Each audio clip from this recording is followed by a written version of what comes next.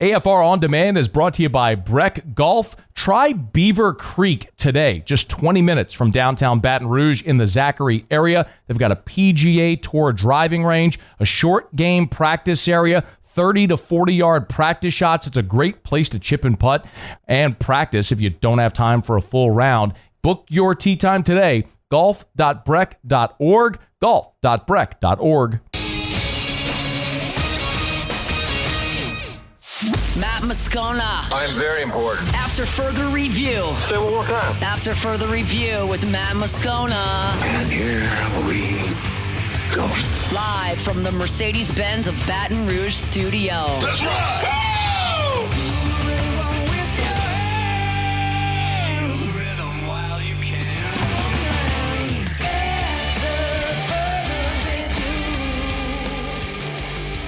Also known, welcome in after further review here on a Thursday, presented by Decision Critical Concierge Nursing. Scone and the team, they're headed to the airport, make their way back from SEC Football Media Days. Don't worry, we got you covered. Plenty of fresh new interviews that we had in the can coming your way. I mean, we will talk with Peter Burns. Matt sat down with Chris Gordy of Locked On SEC. Also, Josh Pate. Obviously, from the Josh Pate College Football Show, we have an interview with him that Matt recorded earlier today and sent back. Couple different players to get to as well. Of course, it was Missouri, Texas A&M, Arkansas, and Kentucky who all took their turn at SEC Football Media Days here on Thursday to wrap up the event. So we're going to go ahead and get started there. We will lead you off with Matt's conversation with the king of college football, Mr. Chuck Oliver. Joined by Chuck Oliver. How are you, sir? Oh, happy to be here, man. How did it already get to the end of Wednesday? I don't know, but it always feels like we get in the groove by Wednesday, and then we're gone the next day. But one of the things that I've been asked a bunch, and I don't have an answer to, is the question that everyone gets asked, which is what team maybe are we sleeping on? Is there a team, either one you've heard from yet or maybe it'll be here tomorrow, that you think has the chance to maybe pop that we're not talking enough about? I want to say it's Texas A&M. I've said I'm looking for two teams to get the SEC to 4. That's what Sankey wants. That's what everybody in downtown Birmingham has been working for this offseason, get us to 4. I had subtracted Tennessee from that, and I may be in error about that, and I'll talk about them in a second if you want, but I really am starting to cotton up to the makeup of Texas A&M. You and I both grew up where it was, first of all, it was left tackle, first round, but then their whole offensive line's like, those are big, mean, nasty dudes, and here they come. That was sort of Texas A&M football, and a bunch of running backs. I got a bunch of running backs this year, and they have maybe the best offensive line in college football, and they have Marcel Reed, who he was unreal freaky on that mesh with the read with the running backs and the pull. Saw it a few times. Oh God, the LSU game. Saw it a few times. That's right. So I was talking. I can laugh about it now. Yeah, Benjamin Watson with him a little earlier about that. But I really like Texas A&M, and I think with Elko's decided he will lay hands on the defense, which all this starts to work in concert. The head coach in charge of the defense and then the running game, and so I think that, they can make this look like 1992, and let's get in a phone booth a little bit. So they're the outlier a little bit for me for Texas A&M. Tennessee? All right. I caught myself saying even Joe Milton didn't turn the ball over. In Josh Heupel's offense, he's had 4 years now. Okay. And I think his interception totals of his quarterbacks are like 2, 3, 5, and 4. And the 5 was Joe Milton. And if I say Joe Milton in his season at Tennessee, like everybody, oh yeah, he wasn't very good and blah, blah, blah. There's something about that offense. Excuse me. Something about that offense and Heupel and what he wants to do. It plays to not having turnovers from your quarterback. That's Joey Aguilar's big red flag. If he limits the turnovers and we get just the good parts of Aguilar, there's a chance Tennessee, because he wants to run the ball and play defense anyway, there's a chance the balls could return to the playoffs. That'd be they ain't on the inside rail. They're like in, slot 14 and they got to come around turn 3. But I'm telling you, I was so quick to say, well, Nico, spring game. All right. So now they need 2 new playoff teams. I don't know. Tennessee will be the story of the conference this year. But if he cuts down, I like everything else. His game at App State was snap it, throw it, snap it, throw it. That's Heupel. Mm-hmm. Plus, when your defense is bad, you got to accept your quarterback's going to throw some picks. Yeah. That's like, because, all right, well, here we go. Let's try to come back. And so all of this is like this gumbo of reasons. I keep looking back at Knoxville that, like, I really like Heupel and his system now. So they're one of those teams too. So Chuck Oliver's our guest. So you said, I don't want to misunderstand, but how the league is trying to get to 4, get to 4, get to 4. Who are the first 2? So you're right. I put a little asterisk. I was like, every program has its car crash season. I'm having Georgia and Texas. I'm going to assume them as playoff teams. And so I've gone from there. Somebody told me, I have huge insight, but they said, just watch for this. Back in February, somebody said, watch every single word coming out of Birmingham. It's going to be based around more playoff teams. That's going to be there. Like, we're going to plant this, and like, this is what we're going to do. More playoff teams. How's it happen? So I have said as a disclaimer that it's sports. Anything can happen, whatever. But I put Texas and Georgia as playoff teams because Texas, like, their defense is the best thing about that team. And so when you play defense, every team is in it offensively, especially a team with that crew of 5-star track studs on the outside and 3 great running backs and the offensive line that they bring in new personnel. Did you blaze eyes on Arch Manning yesterday? I passed him in the long concrete hallway between here and the Omni. I'd seen him Gave him a hoot at. I'd seen him in the hallway leading actually before the SEC championship game last year when they were coming out, and then the Arizona State game, the playoff game. And that was a good-looking young quarterback. He's grown, man. He's an innovator. I've talked about this a lot so far, that this is his year. It really looks like all of this is set up perfectly, and he's going to cash in on it. I always have this mantra, I got to see it first, and I really haven't with him. I think it's going to work to no end. So with Texas and Georgia never even got on. They were on their heels all of last year. It never really looked. They still won the conference. So Georgia and Texas, I'm assuming, as playoff teams, and I've been looking for my other 2. Okay. I'm with you on Texas. Help me get there with Georgia with a new quarterback, an uncharacteristic defense a year ago that loses 3 NFL first rounders, and a team that was 15th in the conference in rushing. I will give you 6 words, and you start watching Georgia literally week 1 and think, yep, this was true. Apparently, Kirby has become obsessed this offseason with run the ball, stop the run. They got pushed around some. Yes. And they got physically whipped by Ole Miss, Chuck, and that was 15th in the conference in rushing offense. Georgia. And so he hit this offseason and says, I don't know if the earth stops spinning on its axis. We're going to run the ball. We're going to stop the run. That's part of why he went and got the kid from Illinois. He needed a short yardage banger. All right. There were too many short yardage plays where they didn't move people. They had 3 all-conference players in the middle of their line, including an All-American, center guard center, and they couldn't move people. The one thing that nobody really knew last year, that offensive line, there were guys who were not practicing all week because they were injured. And then on Saturday, they're like, all right, go meet your offensive line mates and y'all play well together. You know this. I've talked about this all the time. There are 2 units, offensive line and secondary. You will almost always see those coaches on the field. There are exceptions. But the reason is those 2 units have to play together more than anybody else on the field. One guy screws it up and the whole thing falls apart. And there are more in-game adjustments from those 2 units. So you'll almost always see them on the field. That's going to be one of the keys there to me, is the offensive line doing a better job than they did last year. Chuck Oliver, of course, you hear him on 104.5 ESPN Baton Rouge every single day following AFR. Okay, we're in Baton Rouge. 10,000-foot view of the Tigers.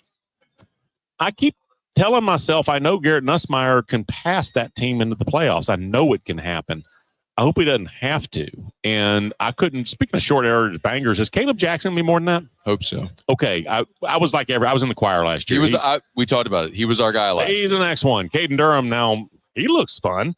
And then they got the number 1 running back in America. And we've always talked about this. Running back is a run to daylight. Yeah. It's that simple. Toss right, toss left. That's what you can do with a running back. It can be that simple. And then the kid knows what to do. I have to think that they're going to get that fixed. There are folks who will believe the offensive line from the center out, that's where the start is. The left tackle, Tyree Adams. Tyree Adams. Okay, he was one of those really, really good recruits, not the elite top guy. He's one of those guys Brian Kelly was talking about. We knew Will Campbell was going to leave. We've had this in mind. And so there are plenty of folks who have a lot of confidence about the offensive line, in part because of him. Yeah. You think the defense will be better? Boy, it's supposed to be. All the transfers? It's supposed to be. Let me give you a wild card. And not every team has this. After Harold Perkins' freshman year, where he just started hitting quarterbacks, I mean, it was unbelievable. Was it the Arkansas game? Yeah. Out of a phone booth. It was the week after they beat Bama, the field storm thing. Yep. 11 a.m., freezing. Harold Perkins sacked that kid like 4 times. Back in the day, now it's easy to hear rumors, right? Yeah. Back in the day, when name, image, likeness was new and we still thought tampering was a thing, I heard in the offseason, hey, dude, your school's tampering with our linebacker. And I was like, so Auburn's trying to get Harold Perkins. And I thought about it. I was like, how can I help? How can I help? I would not have bet anything that now as a senior, he's still playing college football and only at one place. Yeah. He's the wild card. He could be 11.5 sacks this year. You drop 11.5 sacks onto a defense, and it could be that. And then there's Weeks who led the team, by a bunch last year, and he's not even a fully developed, rounded. He needs sun and some water, and he's not fully there yet. So I think they can be. Oh, by the way, the secondary suddenly is overflowing. The kid from Houston was just like a luxury buy. Yeah. So the talent's there. The adults in the room got to do their job. Yeah. It's amazing what happens when you have the money to spend. All of a sudden, you will go be in the business of buying players. Okay, but edit this out so nobody knows where I got it. Kyle Williams, what's the early thought about defensive tackle, coach? Great leader. He knows what it's about. He doesn't do it, obviously. He'll recruit exceptionally well. The most interesting thing is he wants a different style of tackle. Bo Davis wanted Sadir Mitchell, 350 pounds, 6'5". Yes. Kyle Williams wants dudes that look like Kyle Williams. That's why they went to South Florida and got the guy Bernard Gooden out of the Okay. Looks like him. Blow up the launch pad type thing. That's going to be fascinating. Just their different styles of what they want on the defensive line. Well, I don't say this being flippant at all. I hope he stays for a minute. Yeah, they've had 9 line coaches in 6 years. He is the king, Chuck Oliver. Thank you, sir. Good to see you, brother.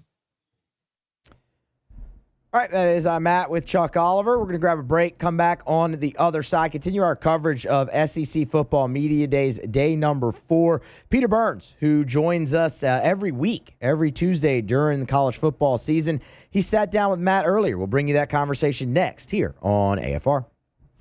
After further review with Matt Moscona, presented by Decision Critical Concierge. After further review.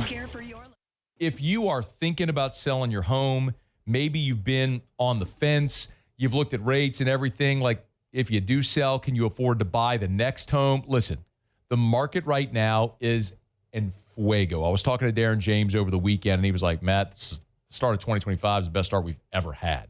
I'm telling you, consumer confidence is back. It is time right now to check out Darren James. Agent225.com, agent225.com. Yes, in Baton Rouge, but all over. I just opened this one up. This is a 2-bedroom, 2-bathroom condo in Slidell that Darren's selling right on the water there on Harbor Drive. You can check it out, 129. You can check it out right now at agent225.com, agent225.com. Listen, buying, selling, commercial, residential, you need a realtor, you need the best. You need Darren James. 335-7666 or agent225.com. Think real estate, think Darren James. After further review with Matt Moscona, presented by Decision Critical Concierge Nursing. Healthcare for your lifestyle. Learn more at decisioncriticalbr.com. Live from the 2025 SEC Football Media Days, powered by Parish Construction and Roofing. Enter now for your chance to win $10,000 cash at parishbuilt.com. Our coverage is also presented by Rev and Relief Windows. Back at Digital Drive. I like that. You don't like Radio Row, Digital Drive? Come on. What would you call this thing? Radio Row. It's all. How about this? We just went to the Super Bowl in New Orleans. It was Radio Row. No, it was Media Row. Okay, Media Row. Digital Drive feels like you're trying really hard to come up with something different. All right, but is it SEC Kickoff or is it SEC Media Days? SEC Media Days. I've always got to call it Media Days. Yeah, SEC Media Days. Right. He's Peter Burns. Right. Glad to have you aboard with us here. If So your job, you get to talk to all the coaches, right? All 16 that come here? Yeah. Okay. Yeah. We do the players as well, too, and yeah. If you're a big golf guy, you play golf in college. Yep. If you could play golf with any of the coaches, who would it be and why? It's 4 hours, right? Yeah, I mean you got to money with hopefully. this. I mean, if it's any more than 4 hours, I'm done. But that's the unique part about it is like getting an opportunity to dive in to really know who these guys are. I mean, the cop-out answer here is Brian Kelly because I know he's a golfer and I love LSU. So let's take Brian Kelly out of the whole situation. I think if I'm going to go with somebody this year, and I don't even know how much he plays, I am fascinated by Steve Sarkisian. Fascinated. Because he's been through the ups and downs, and I feel like sometimes in golf, like I remember the first time I played golf with Steve Spurrier, I think like we're gonna be best friends. Like he's gonna be a storyteller, all of this stuff. Was that a humble brag? No. The first time I played golf with Steve Spurrier? No. The only time I played golf with Steve Spurrier, and actually here's the humble brag part about it.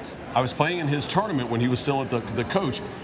I was playing in like way in the back, like hole 15, and right before the tournament, he found out that I played college golf, and he wanted to beat Junior that was on the team. He kicked somebody off of his team and put me on the team. So good. So I'm like, holy crap! Like I get to play golf with Steve Spurrier. We're gonna be best friends. We had just launched the network. We play golf, and I'm telling you, for 3 hours, he didn't say a damn word to me. And it was just like all business? It was all business. He wanted to play fast, and I was playing really well. And on the 17th hole, I just rope hooked one left, out of bounds. It's horrible. Now, he hadn't said jack shit to me the entire day. Pardon me, you're going to have to bleep that out. We'll bleep it. And we'll leave it. The whole day, okay, he hasn't said good shot or whatever, and I played really well. He turns to the rest of the crew that we're playing with, the group, and he goes, well, okay, Peter let us down. That's okay. Like, that's it. The only time he talked to me the entire round was Spurrier ripping me for one bad shot. Now, we did go on to win the tournament. Yeah. But it was just a way that you kind of, like, are you going to have any kind of interaction? And I say Sark, long-winded way of saying Sark, because I think you can ask Sark any question now with everything that he's been through, and he's going to give you an honest answer. And I think that's why that team is just dangerous on so many different levels. If you could go drinking with any of the coaches, who would it be? And by the way, this doesn't necessarily have to be you're crushing beers in a bar. It could be. It's not Sam Pittman, the shirts are off, like we're partying. It could be or whatever stuff you like want. that. It could be wine tasting. It could be whiskey tour. It could be whatever you want it to be. I'll be honest. The world is your oyster. I mean, the lane thing feels like too easy of a layup. I don't think I need to have beers with Hugh or anything like that. You know what? You know who I don't know who the hell he is? Two people real quick. Billy Napier. I really have no idea who Billy Napier is. I think he's cool, calm, collected, but I can never get a feeling for, and I know his guys love him, but I have no idea who the man is. So I think I'd like to have a couple beers with him and just try to figure out what makes Loosen him up tick. a bit? Yeah, and just let that guard down? Yeah, he feels like I'm going to have one beer and a dip in and just chill. I'll tell you, I love Clark Lee. Like, the more and more I get an opportunity to talk to Clark and the more I see, like, and talk to people around his circle, I think he's a badass. And I think, you know, he's what Vanderbilt needs. Now, what that means in this world, I have no idea, but I actually really come away really liking Clark Lee. That's 2 expletives from Peter Burns already. Wait, which one? I gave what? You just said the A word. But that's not a bad word. Well, I mean, it's whatever. All right, Peter Burns. If now you might have just given away the answer to this one. One coach, you're in a fight. You get one coach to have your back. Who do you want on your team? I'm going to take... Isn't Clark Lee the layup here? Well, Clark Lee, you would think that, right? However, I do think that, and I think that's the right answer. Well, yeah, just a hard-nosed guy. Now, with that being said, the caveat is that you did not say and specify if it has to be a current coach, because I'm absolutely 1,000% taking Ed Ogeron shirtless at Ole Miss. Like, that's my number one draft. Like, that's the number one draft pick of all time. Crazy Ed O, everything that went along with that world back then at Ole Miss.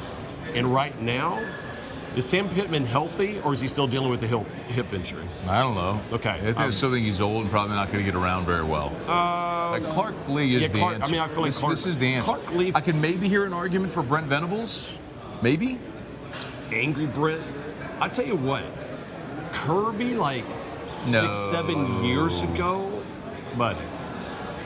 I think that he could. I think he could. Who would be your last draft pick? Like if you said, all right, we're rolling back alley brawl, all of a sudden, you and Hester y'all are pissed off at each other. Flynn said some stuff you don't like, and y'all are like, all right, y'all two, I got to take one. Who would be the bottom of the list right now?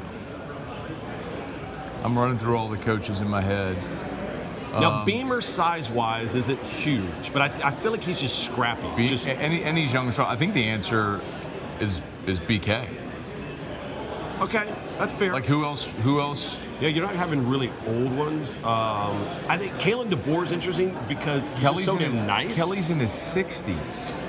Yeah. It's not to say 60-year-old dudes couldn't whip someone's behind, but now Drinkwitz, I don't. Oh, there's the one. I knew there was.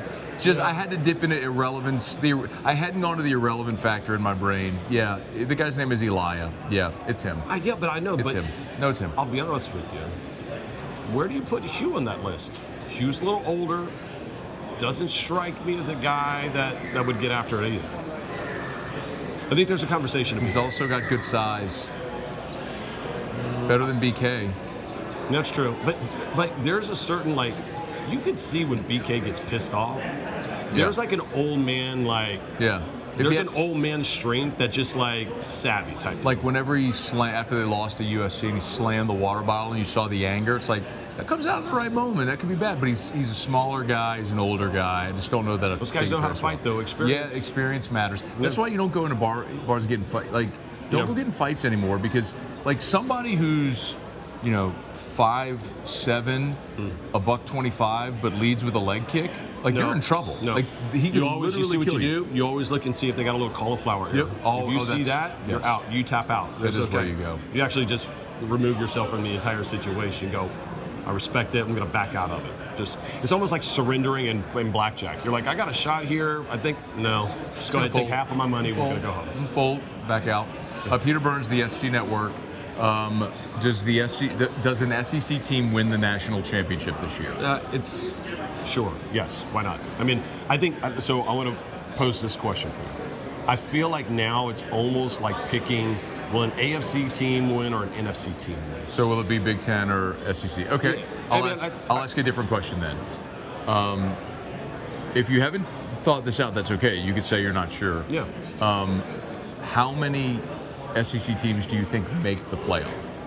I think it ends up being 4. I think the 4 number just seems to be what's going to be the future of this sport. That you're going to have the two teams that are going to be in the SEC championship game, which one, I think it'll be LSU.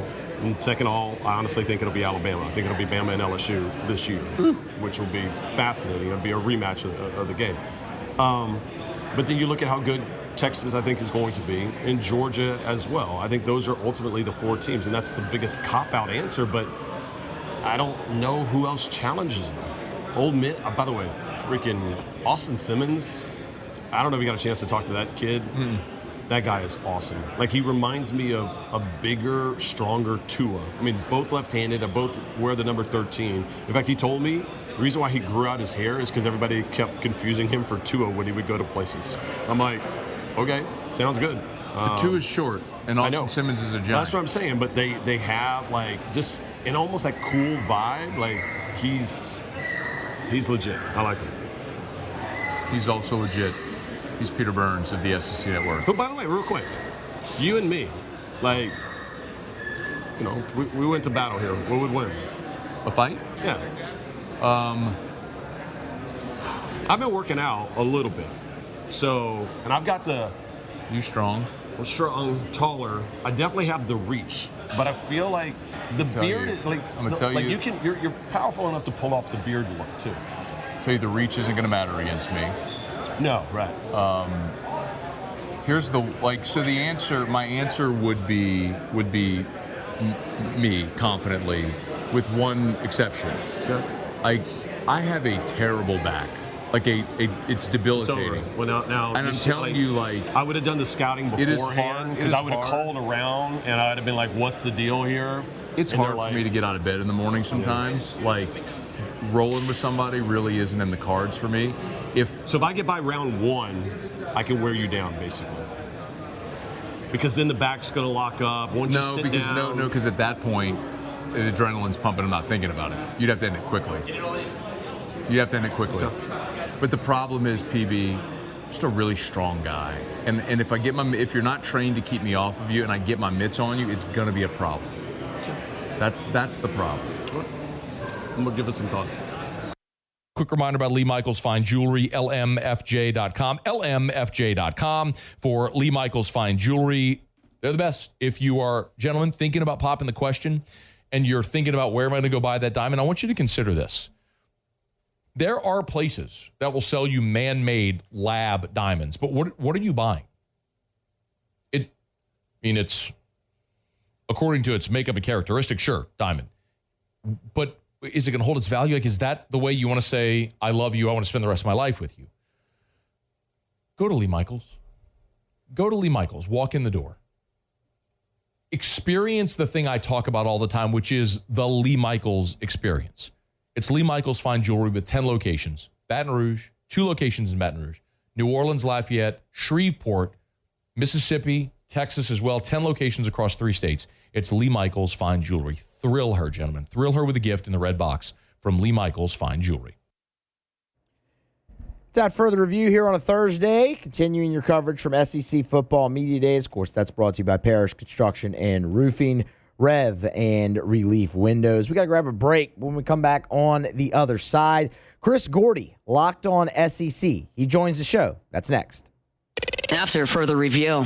We're brought to you by Clegg's Nursery with 4 locations in the greater Baton Rouge area. Siegen near Airline, LA 16 in Denham. Mid-City on Don Moore, Garden Center on Greenwell Springs. You know those 4 locations, and what an awesome time to get by Clegg's Nursery because they still have every single day shipments of flowers coming in, plants, trees, shrubs. You want to beautify the exterior of your home.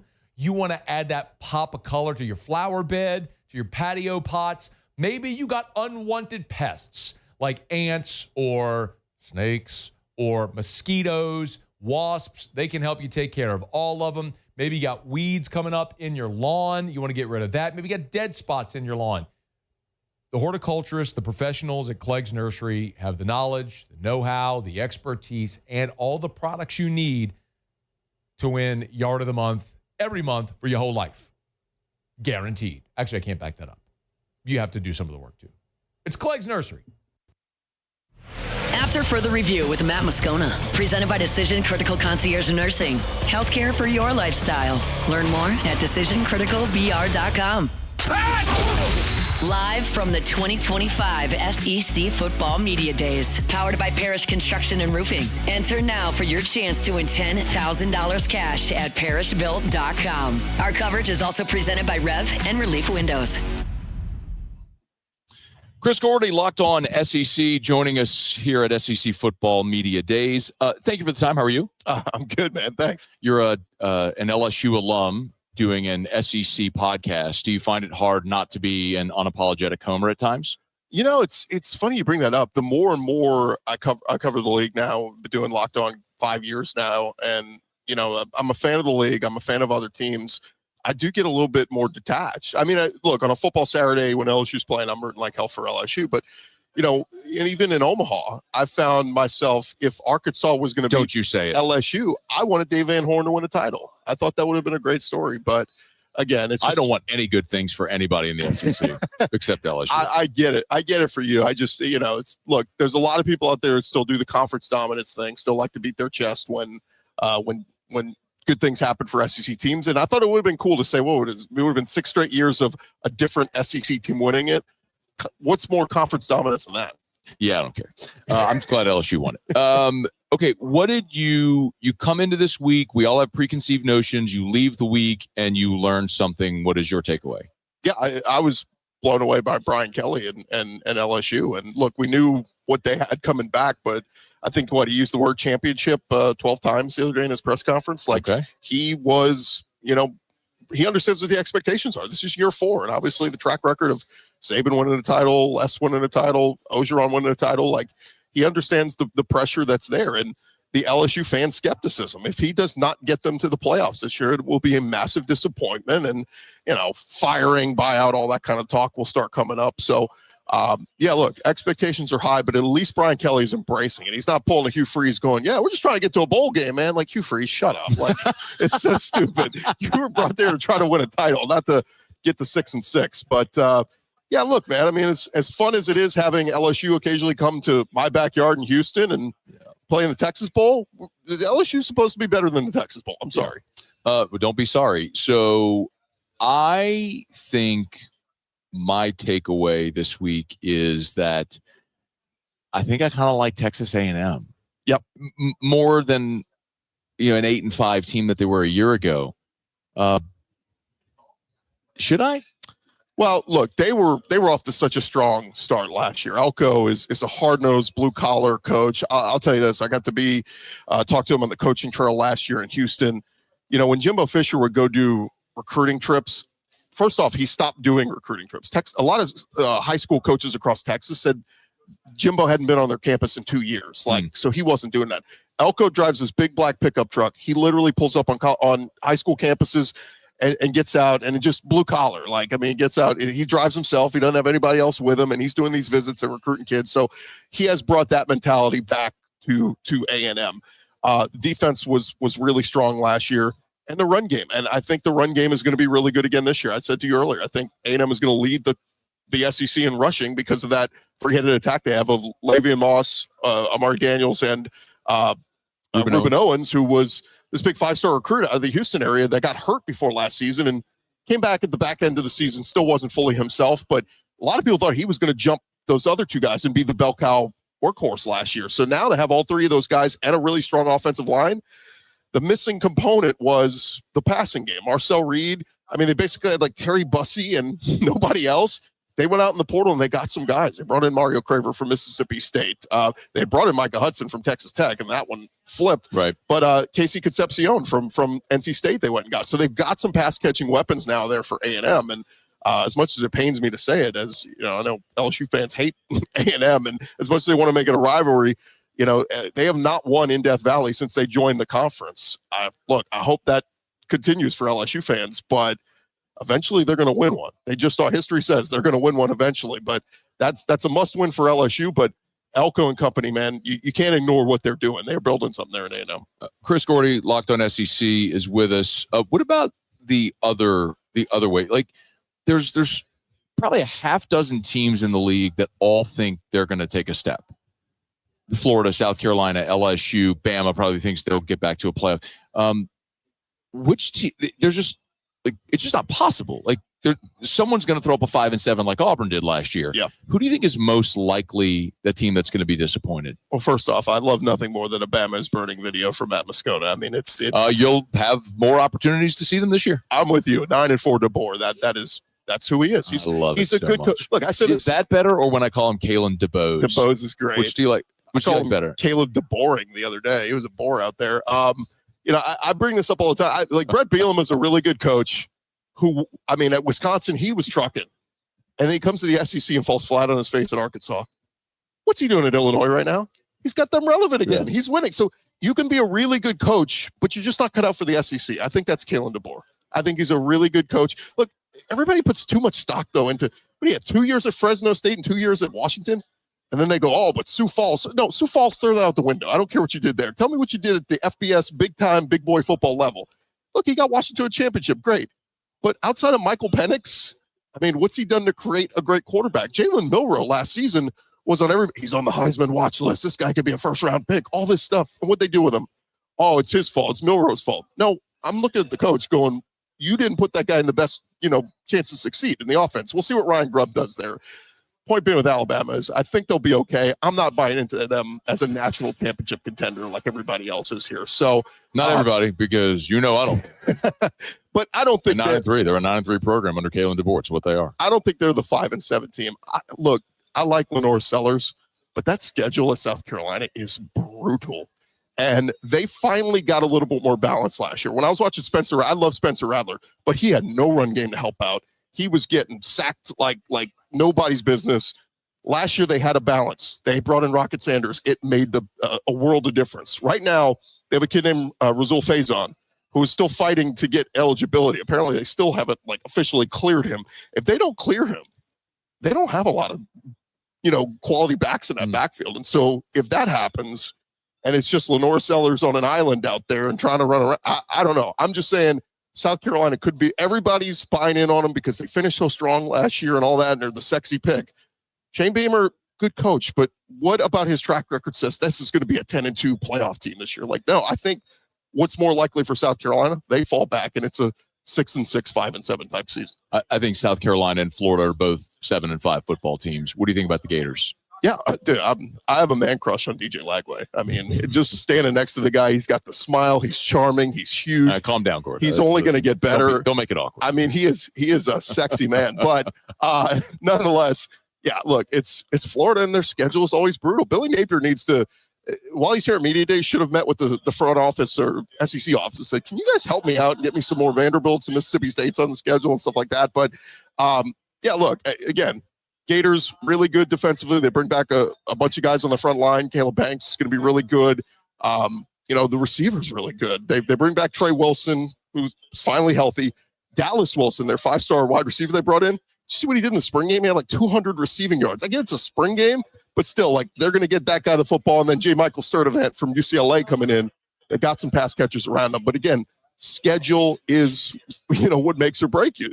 That's why I look at Ole Miss and Missouri and go, they may not be great, but their schedules are so navigatable. Yeah. 10-2 is doable for Mizzou and Ole Miss to get in as that fourth, SEC playoff team. Whereas I look at Florida and go, maybe they're your way. If Lagway elevates, though, I mean, that could be, dare I say, like, if you really want to go hot take, like, has a Manziel type season, maybe Florida's 10-2. You heard it here. Chris Gordy said DJ Lagway, the next Johnny Manziel, and Florida is winning the national championship. Make that the headline. Yep, get that. Put it as your YouTube title. And on LouisianaSports.net. We could do. I love LouisianaSports.net. It's a great website. You should definitely read that every single day. Chris Gordy, Locked on SEC. Thank you. Yeah, thanks, man. AFR is brought to you by First South Farm Credit. You know where to start. Your first call, your first visit, your first option when it comes to buying land in Louisiana is First South Farm Credit. And honestly, it doesn't even have to be land in Louisiana because First South Farm Credit can help you buy land in any of the contiguous 48. And they've got more than 40 branches in Louisiana, Mississippi, and Alabama. So if you're right here in the Southeast, there's First South Farm Credit locations all near you. But remember, like, for example, let's say a lot of our audience in New Orleans, of course. You're living in New Orleans, maybe you're starting to build a family, grow a family. You want to move to the North Shore like a lot of people do. You want to buy the 100 acres in Tangipahoa. You can, and First South Farm Credit can help because they have an office in Amite. So you can walk in there, you can do business with someone who talks like you, lives where you live, and help you buy land wherever you want to buy land in the contiguous 48. It's First South Farm Credit. If you're thinking of buying land, your first call, your first option should be First South Farm Credit. FirstSouthLand.com. All right, continue to roll along here on a Thursday edition of AFR presented by Decision Critical Concierge Nursing. Continuing the coverage from Atlanta, the SEC Football Media's day number 4.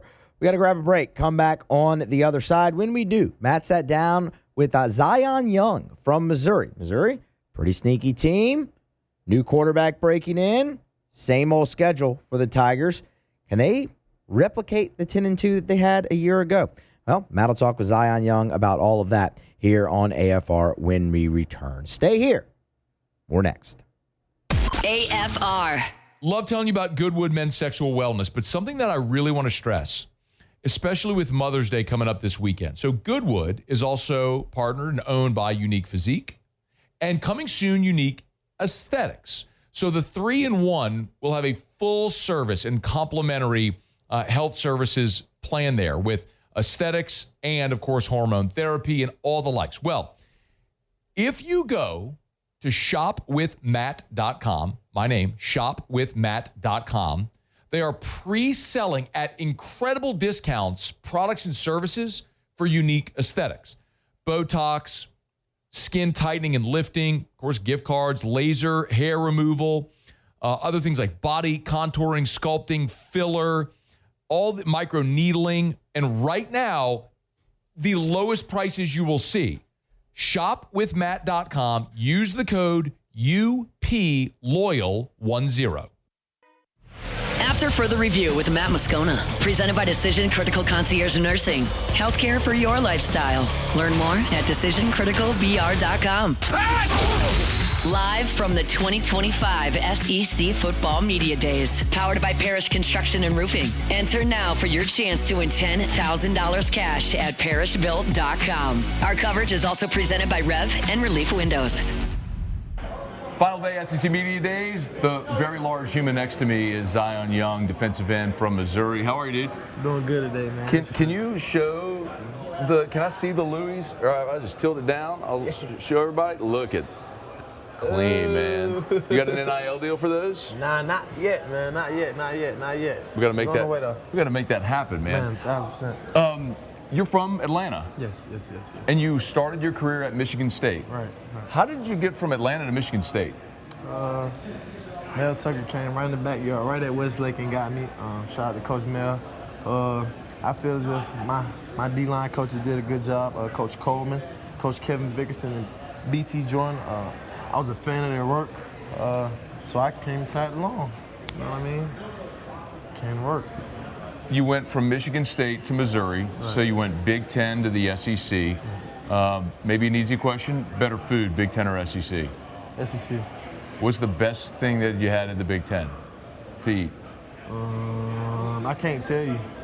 Nothing was good? I was just want to tell you, everything really a bland taste. I'm not gonna lie. Like the best thing you try is fried chicken, and you gotta put the sauce on it yourself. And it's really hot sauce. That's all you're doing. You feel me? What's the best part about living in Columbia, Missouri? It's very relaxing.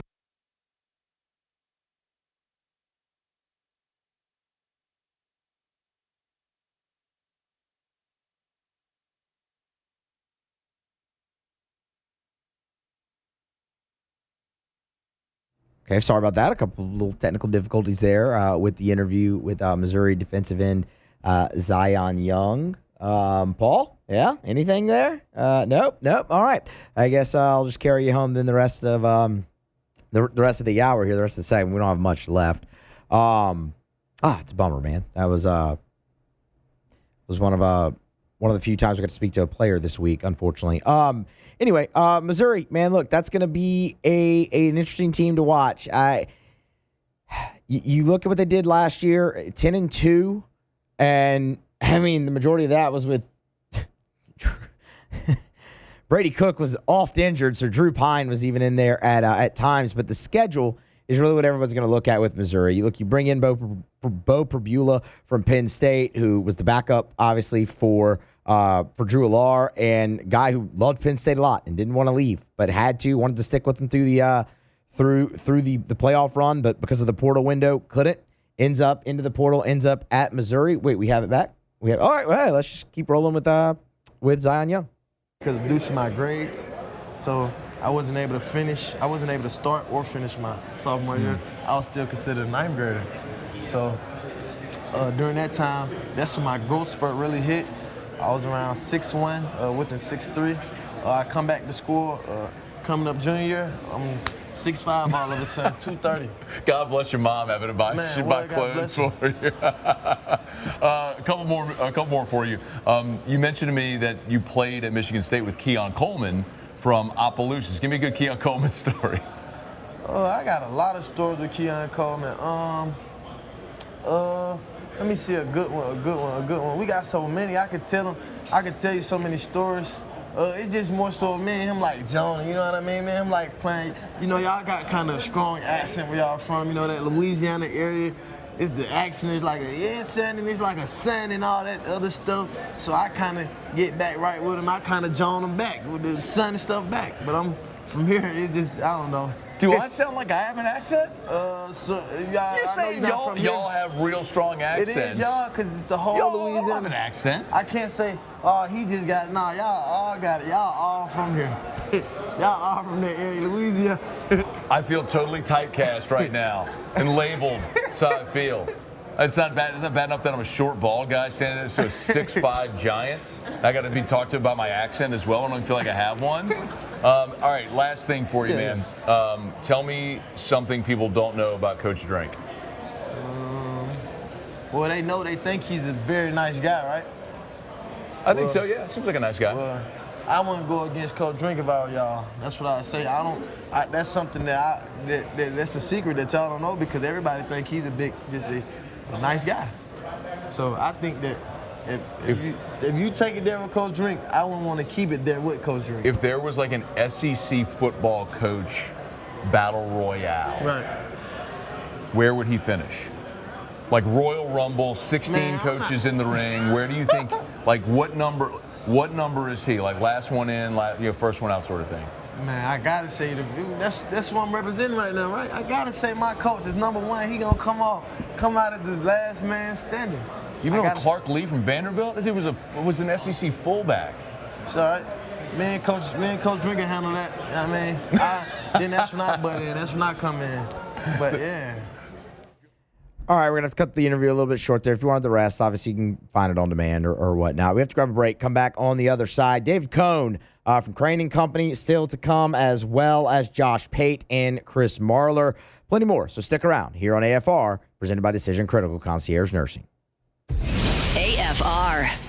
Brought to you by Evermore. Drink Evermore, EVAMOR, evermore.com, evermore.com. For elite athletes, for someone who just wants a healthier lifestyle. Maybe you're a parent, you want a healthier option for your children.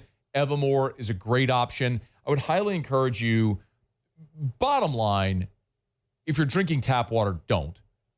Bare minimum, filter your tap water. But the best option is Evermore. This is natural artesian water. It's underground aquifers on the north shore of Lake Pontchartrain, right there in Covington.